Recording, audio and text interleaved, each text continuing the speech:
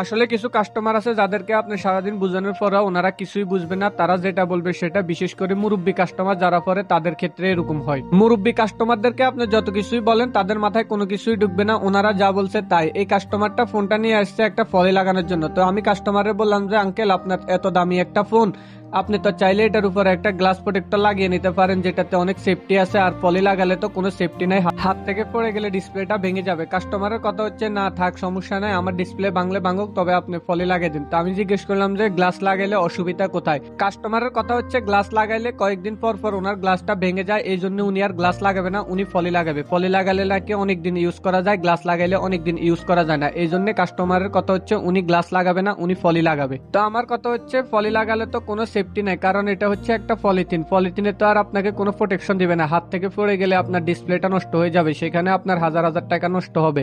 কিন্তু আপনি একটা গ্লাস প্রোটেক্টর লাগাই নিলে সেখানে আপনার একটা বড় ধরনের সেফটি থাকবে, হাত থেকে পড়ে গেলে গ্লাসটা ভাঙবে কিন্তু ডিসপ্লেতে কোনো সমস্যা হবে না। এরপরেও কাস্টমারের কথা হচ্ছে সমস্যা নাই, আপনি আমাকে পলিটাই লাগাই দেন, কোনো সমস্যা নাই। তারপরে আপনারা তো দেখতে পাইতেছেন আমি খুব সুন্দরভাবে পলিটা লাগিয়ে দিয়েছি, লাগিয়ে দেওয়ার পরে ফোনটাকে খুব ভালোভাবে ওয়াশ করে দিলাম। ভিডিওটা কেমন লাগছে অবশ্যই কমেন্ট করে জানাবেন, আর ভিডিওটা ভালো লেগে থাকলে অবশ্যই একটা লাইক করে দিবেন, আর আমার পেজটা ফলো করে ইউটিউব চ্যানেলটি সাবস্ক্রাইব করে আমার পাশে থাকবেন।